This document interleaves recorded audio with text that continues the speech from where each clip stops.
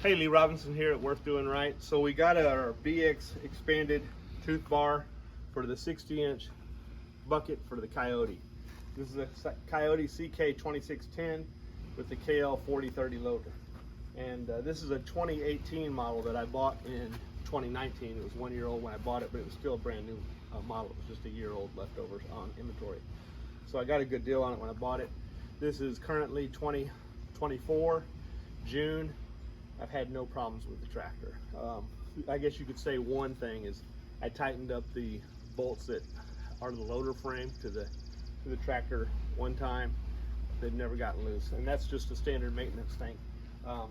So it's been a great tractor. I haven't had any problems. I did get a grill guard here because I did break my old hood front by hitting some sticks or whatever, and I've got a new one that I'm going to put on. I just don't really want to put it on yet, maybe some point later. Okay, but I have it, so I went ahead and bought that because later on it may be harder to get it. So, but I have it just stored for now because that one works. But anyway, we're going to go ahead and install this Piranha tooth bar. This is, I think they call it the Pro Series. It's not the one with the hooks on the bucket. This one's got 5 bolts. Now, that's going to vary on your bucket. Some of them have more or less holes, but the cool thing, when I ordered this from BX, I actually called them up and they were familiar with this bucket, so I didn't even have to give them any dimensions. I just said, other than 60-inch bucket, I didn't have to measure it like you do on the standard bucket. We've already removed the bolts, so to try to make the installation a little easier, excuse me, the nuts I should say, and I'm gonna just hang it from the center bolt. Can you grab that edge there?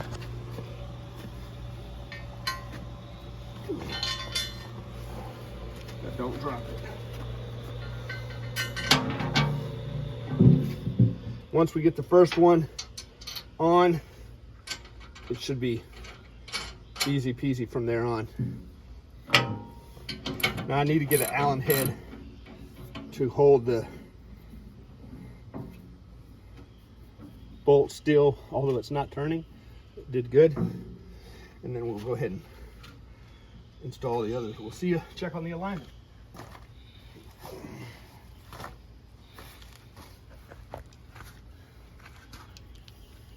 We can see how the alignment is. That way you can see if the BX measurements are right, and it looks like they are. I do wish, if I could change anything about the bucket or the blade, I do wish it didn't stick out quite so far, because that's going to increase the torque when I go to push and lift or something like that. It'd be nice if these teeth were an inch closer, in my opinion, just from physics. But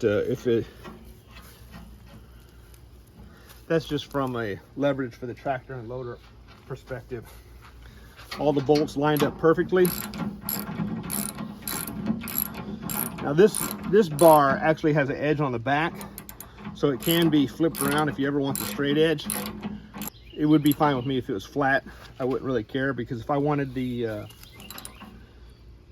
straight beveled edge, I would just use this.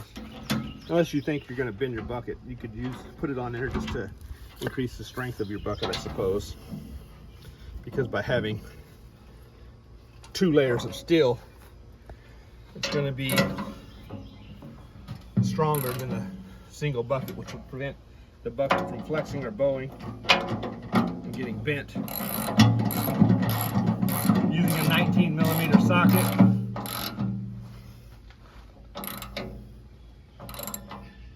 I didn't have to use a torque head on these to hold the bolt. They secured themselves, which is cool. They are not moving. I'm feeling the bottom.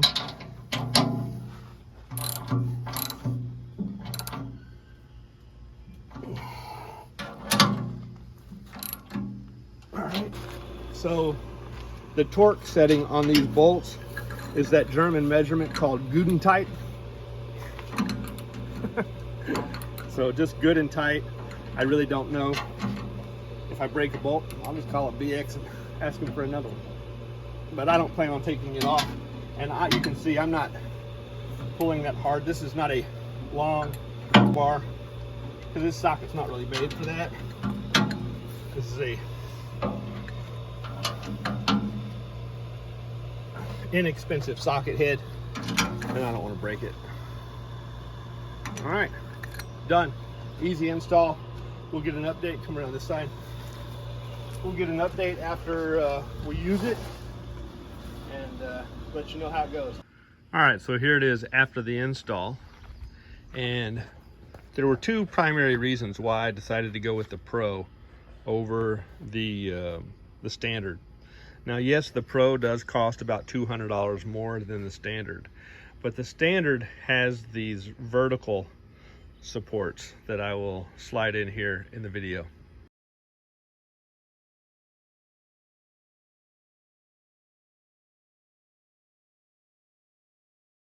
Now, those vertical supports that hook onto the edge, they are going to have surface area that when you're digging into the ground, you're going to increase your contact surface as you dig. So I didn't want that. I wanted to maximize my digging efficiency.